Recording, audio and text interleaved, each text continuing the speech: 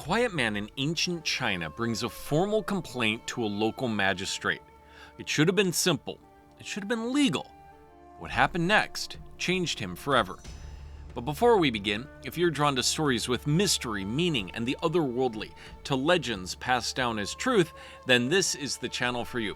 I share new stories each week, drawn from folklore, forgotten history, and strange events that linger at the edge of belief. So tap the like button and subscribe with all notifications on so you never miss what's next. Let's begin.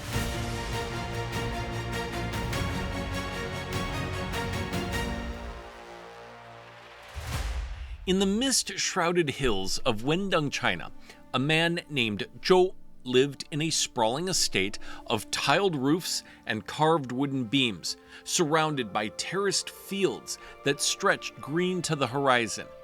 His courtyards were paved in polished stone, lined with ornamental plum trees, whose blossoms drifted across koi ponds spanned by arched bridges. Inside, silk screens divided bright rooms warmed by lacquered furniture and shelves filled with scrolls and fine porcelain. Servants moved quietly between the kitchens and gardens, tending to flowering pavilions where Zhou hosted poets and scholars. Now, a respected scholar with land and lineage, he carried himself with quiet pride and this deep sense of justice. But above all else, he valued friendship. His closest friend was Cheng. Now, Cheng was not wealthy, but he was incredibly loyal. He had lived for years in the Zhou household. They would share meals and celebration, basically like Zhou's brother. Now, when Zhou remarried after his first wife had passed away, Cheng, out of respect and modesty for the household boundaries, kept his distance from the newlyweds, letting them getting to enjoy their time together.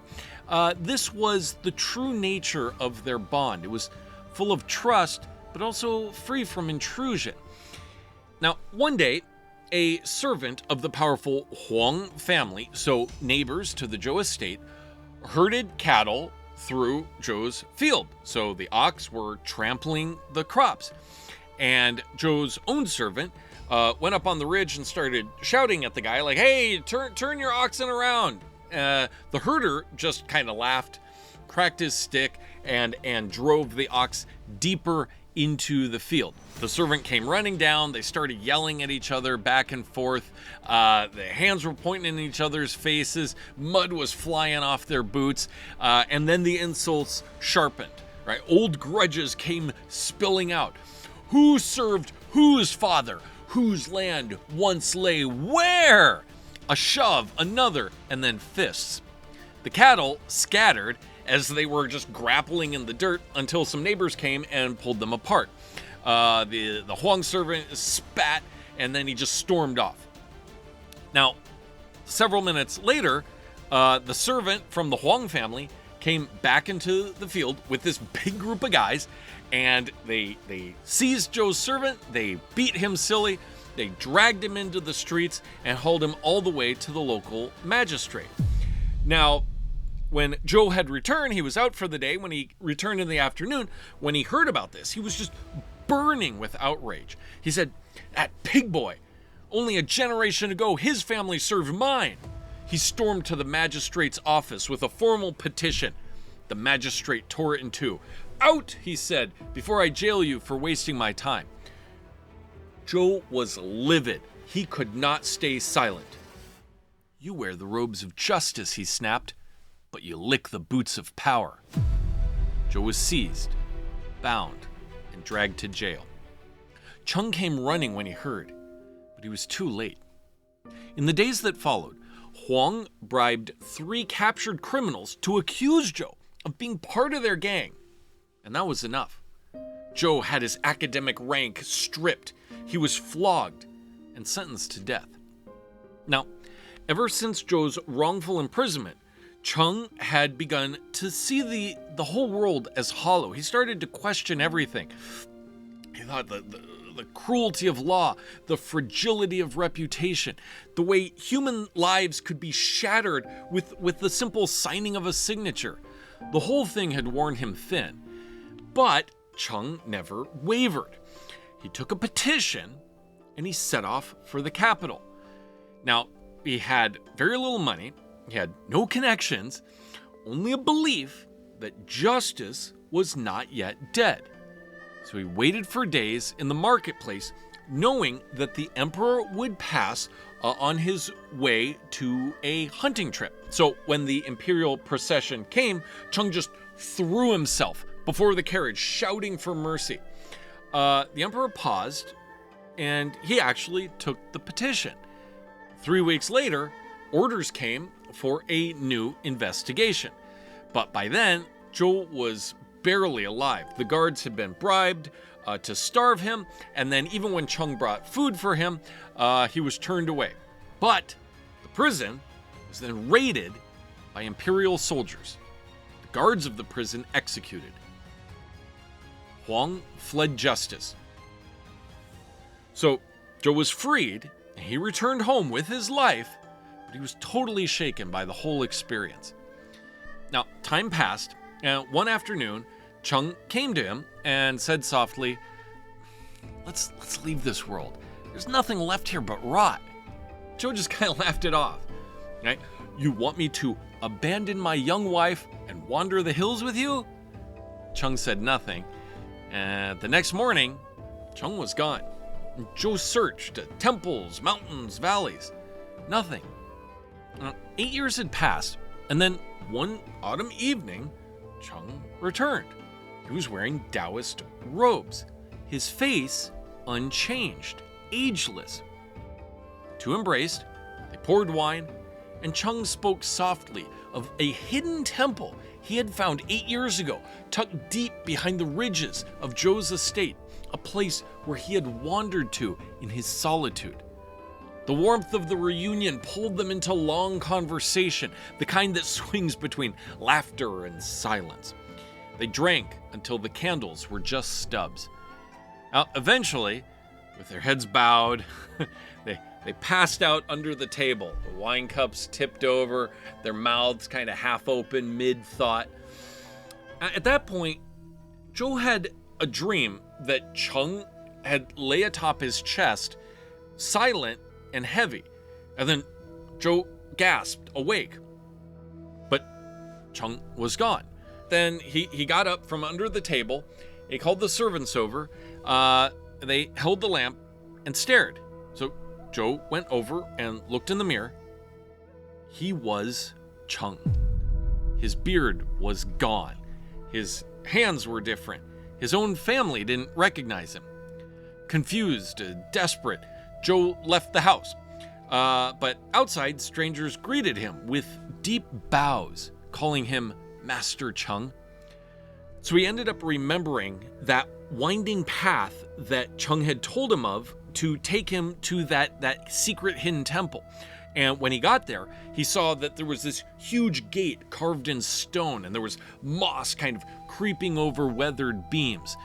Now, there were monks inside, and they saw him, and they opened the door, and they let him in as they bowed. So one monk then took him deeper and showed him this hidden door. And that door just opened, and he entered into a garden that was thick with night-blooming flowers, where moonlight ran like water over these white jade steps. The scrolls would just unroll themselves as he walked by, and lanterns were floating in the air. So his borrowed body, Cheng's body, was the key. At last, a boy approached him with a shaved head. "I will guide you," he said, "to the inner sanctum." So they walked this narrow path that was lit by starlight, and the trees bowed as they passed. The scent of plum blossoms lingered long after they could no longer see the trees. At the summit of a cliff that overlooked clouds rolling like waves stood a stone arch that was carved with these symbols that were older than writing itself. Beyond it was a courtyard, and in it was Cheng wearing Zhou's body. So they sat down on these mats facing each other. Between them was a clay teapot and a little bit of steam coming out of it. And Zhou asked, "What is this?" Cheng smiled. "A crossing between what you thought you were and what you might become." They spoke long into that strange night, and Cheng began to teach him this practice. It was a secret Taoist method of dissolving identity, of shedding desire, and becoming immaterial. To leave this world, Cheng said, one must be light enough to rise from it. Zhou sat, breathed, began the work. Then, after entering into deep meditation, he opened his eyes. Stone, chains, cold. He was back, but not at home. He was in the prison cell. His wrists were bound.